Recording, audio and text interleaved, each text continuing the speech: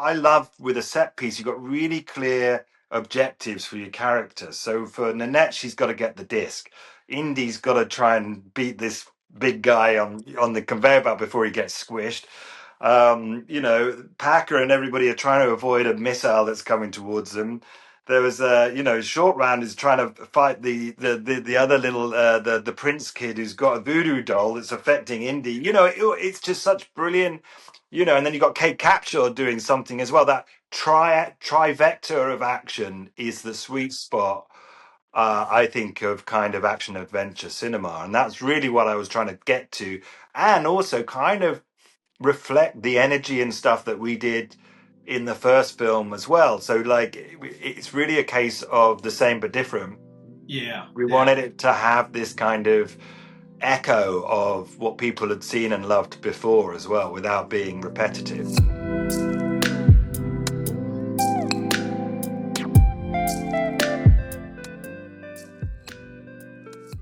So my name's Toby Haynes, and I was the director of Callister 2 Into Infinity, and I was working with James here, who is our visual effects supervisor. And where do we start? I mean, What's happening?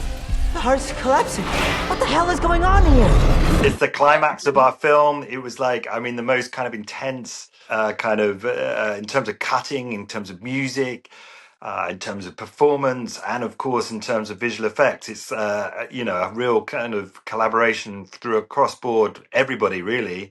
But the visual effects side of it would have been, it was highly sort of extensive and sophisticated, and a lot of meetings went in before we got to this point about the nature of what the Heart of Infinity was and how we could build to a kind of climax that would feel original and something that we hadn't seen before. Yeah, it was fascinating when you came in with the briefs and stuff. I remember sitting in the production meetings and going, "Jesus, we're not undercooking this one, are we? We're setting the bar pretty high." I remember you talking about the movement and wanting the ominous nature of the Heart of Infinity to really come through, the structure, the size, the fact that it chopped around like a guillotine, and we had a real sense of peril for all of these guys. So yeah, it was a big old number. It was amazing. I think we had a slight advantage, and a lot of it had been laid out because of your previous episode, because this was a sequel, obviously. So we had, the bar had been set high, so we needed to understand where we were headed with everything for this sequence to sort of lay out the structure for what you were looking for right at the end. So yeah, we began with concepts, with chatting to you, with seeing art direction, with seeing props and sets and designs and all that sort of stuff in the production offices. And I think from that point on, Josie Henwood and I, the VFX producer, and I sort of glanced at each other as you left the room with a portfolio, a book full of pictures and resources and references. And we sort of took a deep breath and decided that we'd spend the next sort of 4 or 5 hours sat in a room together, just breaking it down. And the next 9 months of your lives going to be devoted to this. I remember a really cool meeting that we had. One of the reasons that the Heart of Vinci came out in that sort of shape and that form, because originally I think Charlie imagined it much more compact and sort of rotating around itself like a kind of workings of a intricate clock or something, like almost kind of mechanical and clockwork. But I wanted to be able to ramp up the kind of space battle. So, because I knew that we would run out of steam pretty quickly if they're just sort of chased around by the spaceships and things. And so I remember thinking about it more like I don't know the word for it, but those sort of old Victorian kind of planet sort of things that sort of revolve around each other, and there's more space in between the ribs of it as it's flying around. Armillaries? Is it armillaries? Yeah, it might well be. And I remember we were working with Stefan in the meeting room, and we made paper aeroplanes for all the spaceships. And we were trying to do the kind of the movement of the sort of ribs of the thing going through like that, with like a paper airplane flying through. We made a kind of little iPhone animatic of the kind of just give ourselves a sort of first framework of how to kind of structure this action, because even though you can kind of come up with a general concept, breaking it into shots, especially like at that point, I think there was a lot of pressure to do storyboards, and I'm like, I don't even know how to, articulate this in 2D. I think what we need to do is get 3D with it, and we just got our iPhones out and we got made paper airplanes, and we just decided we could just kind of throw something together. And I think that was really the first step that we made to sort of kind of getting this idea of how the action could structure, that the space battle would begin outside of the rings, and then there would be a turning point where Packer just chooses to fly into the rings. And this is really kind of evoking, some of my favorite movies, like is Empire Strikes Back, and that moment where Han Solo says he's going to fly into the asteroids and C-3PO goes closer, or whatever, into the asteroid field, and like, so you always want a way of ramping up the kind of action so that you're constantly intensifying and giving yourself room for invention and keeping it interesting, because action, unsurprisingly, can get really boring really quickly if you imagine a chase between two people. If they're just chasing around, it's going to be boring unless they jump over a fence or go down an alleyway or whatever. It's the same with spaceships. And so that sort of was the kind of way that we began the process. And I think looking at that clip, what was so impressive was the way you guys kind of realized the way that the rings collapsed and the way that they kind of digitally ceased to exist. And I remember when I first saw those kind of clips cut in, I was really blown away with the way that they kind of flickered, and there's a ghost version of it very briefly, and then they disappear, and then some of it's collapsing around, and Pixie's there in her ship. And when we were filming Pixie, sorry if I'm banging on a bit here, James, but when we were filming Pixie, she's looking around, I was just kind of shouting stuff at her. We didn't really know what that was going to look like. We just thought, like, this is, you kind of do it with the best will in the world, and you kind of think, well, this is what I'm dreaming, this is what I want. And then James has the hard work where he has to kind of rationalize all of that visually and make it make sense. And you can talk a bit about that, maybe. Yeah, I was gonna ask you about that actually, because obviously we shot a lot of the actors and everything beforehand in different staggered stages. We had Jimmy obviously reacting in the chair, we had Pixie in the fighter jet, or Walton in his chair, and we had Nanette in Daly's garage, and they were all shot at very different times in terms of availabilities and shoot schedules. So what was lovely was seeing the energy and the way that that flowed through. In terms of when you were shooting it, how were you, because you talked about that elevation of energy towards the end of the piece, we need that highlight, that moment right at the end. Yeah. How do you visualize that? How do you structure that in your head as you're shooting at very different times, possibly with gaps in between?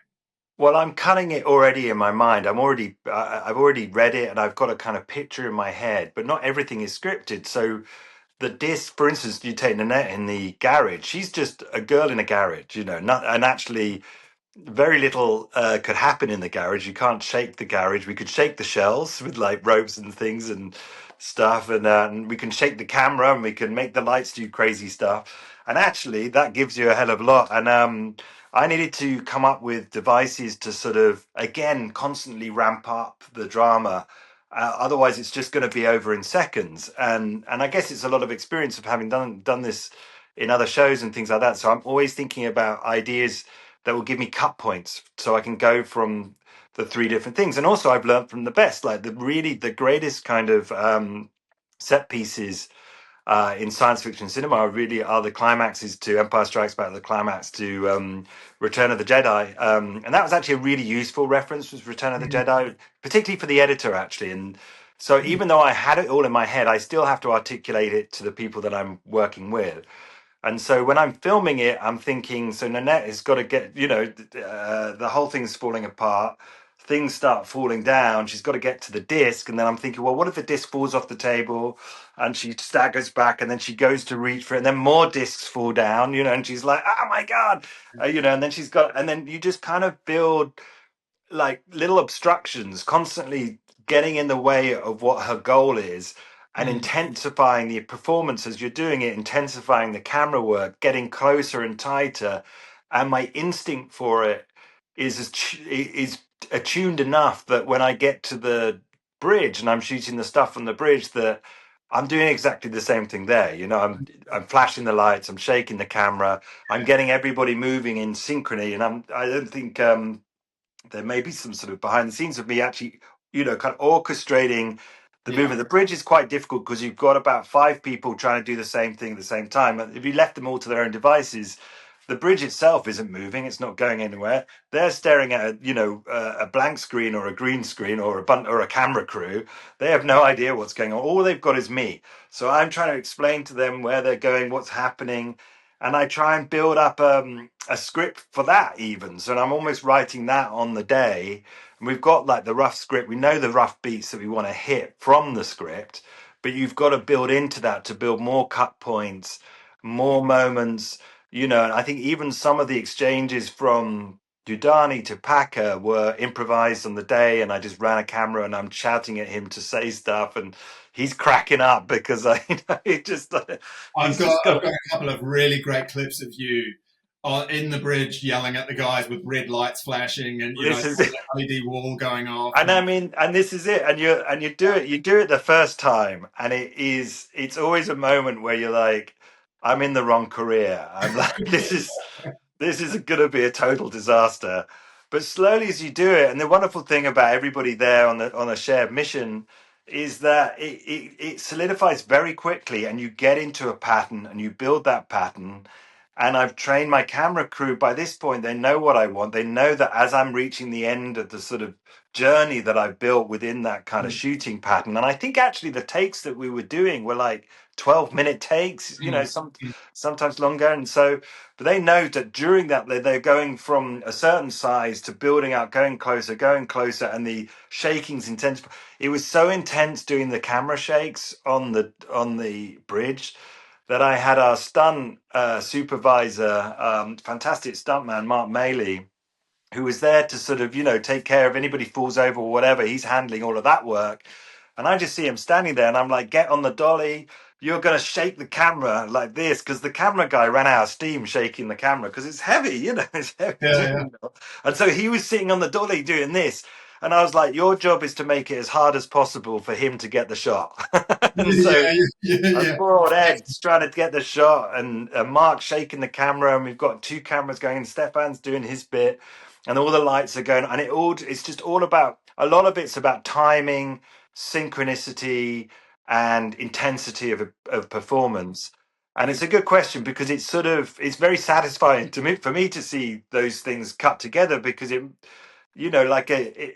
sort of just works when you just kind of know how to ramp things up at the right time at the right level and add in these little inventions that are going on around. And I think probably one of the hardest aspects was the cockpits were very Yeah. tricky for the actors because they're sat in a little wooden box. That we built the cockpit and they were amazing sets, weren't they? They're incredible sets. Phenomenal. Yeah. But they're just sitting there and they're literally staring at a camera because the camera's right in their face, and I'm standing in front of them with a microphone, just yelling at them, and that's it. I mean, That's all they got to work with. it was amazing to watch, and I think being on all of those sets and watching all of that really helped us with the structure of the piece and seeing how you'd put it all together, all the pieces, because it gave us a visual language to work with. So usually in visual effects, if you get involved too early before a lot's been shot, it can almost be harder to get involved in a sequence because you need to know the energy, you need to know what we're looking to achieve narratively. You know that the light is doing specific things, the camera's doing specific things. So all of these bullet points that you were feeding in during the shoot, it was really interesting to watch all of those. And then it was super helpful for VFX to have that edit starting to piece itself together, because then we can give it to our visual effects pre-visualization people and they can run with it. So I remember you saying about the scenes in Return of the Jedi, and I think I watched that about 1,000 times on this ad. On the show, I was just watching it over and over and over and over. And it's phenomenal to watch because there's a level of elevation and build in that one that wasn't in the final scenes of A New Hope, which is quite interesting because of the Death Star being this sort of fixed object. But I think that's probably where he learned it. I think that he learned that I think a lot of what happened at the end of the new A New Hope was constructed in the edit, and nobody had done those kind of visual effects before. I think he really and essentially George Lucas. He's many things, but he started out as an editor. He's very much an editor's director. The way that it's structured and sort of widened with the Nemesis and the other fighter jets in those scenes, and we were able to sort of spread our wings a little bit. It was a lot of fun in terms of our builds and stuff. I remember having a word with Stefan about the moving light over the cockpits and it really helping the understanding of where we were tilting. Obviously, you came off Andor, so you'd had a lot of experience in between our two shows. So it was great to hear all of that sort of stuff. We've got to get light moving. We've got to get the light moving.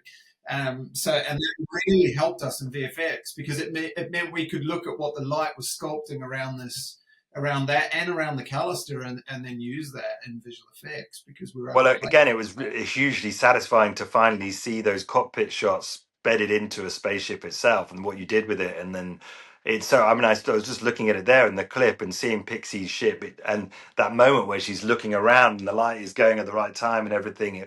It really fools the eye that you just are completely, that you're looking at a largely CGI piece of artwork, but you just believe it. You just absolutely 100% believe it. It's also really handy as well. What we had to our advantage is that this was people playing a computer game, and so you wanted it to have that sort of gaming kind of experience for people as well. So it's sort of a gaming language almost, which I think is different to Star Wars in a sense. Star Wars is a sort of I think that gave us a little bit more latitude to be more kind of bolder and kind of colorful and maybe a little bit more expressive. It was just looking at it now. I mean, I look at it now and I think, God, it's a lot of fun. But it was a hell of a lot of work.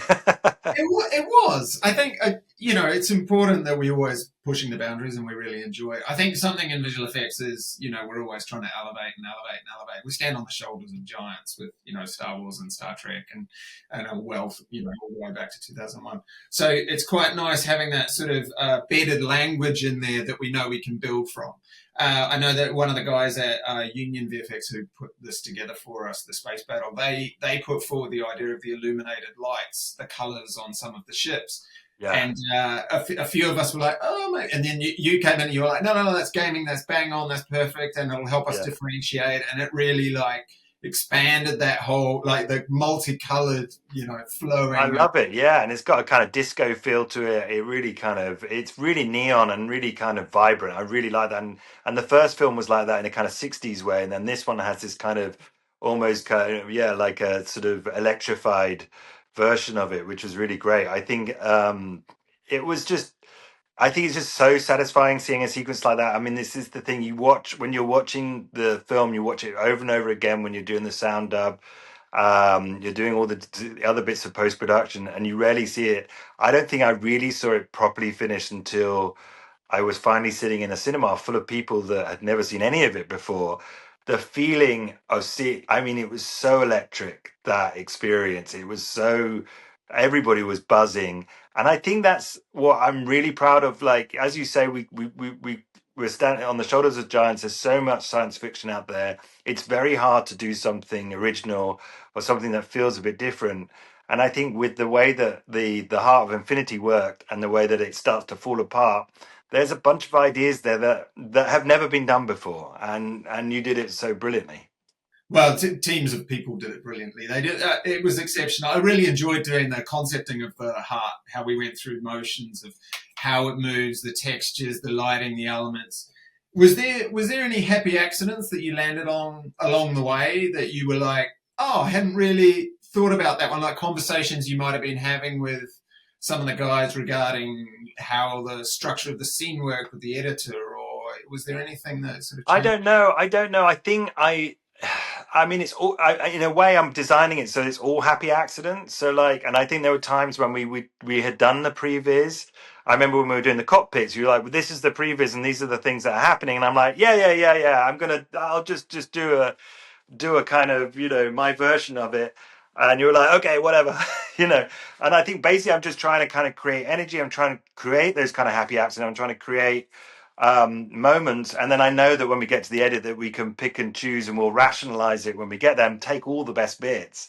And it took a lot of rationalizing, and I know that you played a big part of it, but it's been really great talking about it, and you know, and seeing that clip again with you, and you know, and it's a real chance actually to say thank you so much for what you did for that film. It's just, I think it's the best work that I've ever seen in my work in my short career, and I'm so proud of it. Thank you very much, James. We really appreciate it. It was an amazing experience. I mean, it's clearly a highlight for me. I mean, standing on that stage and then watching it flow all the way through these multiple people that, you know, put their heart and soul into it. There's a lot of artists and a lot of buildings who did some beautiful work. Yeah. To all of them, from Bluetooth previs all the way through, and it was a beautiful experience. And a huge shout out to Stefan Persson as well, who's lighting it all and making it look so fantastic. It was gorgeous, and that LED wall bouncing all of that beautiful light in through the stages as we went was his light sold it. His light and your storytelling, we just filtered through the middle, all the bits and pieces that wove it together. So yeah, it was a hell of a lot of fun. Thank you, James. Well, thank you so much for doing this. It's been great catching up about this, and thank you everybody for watching. And yeah, enjoy Callister 2.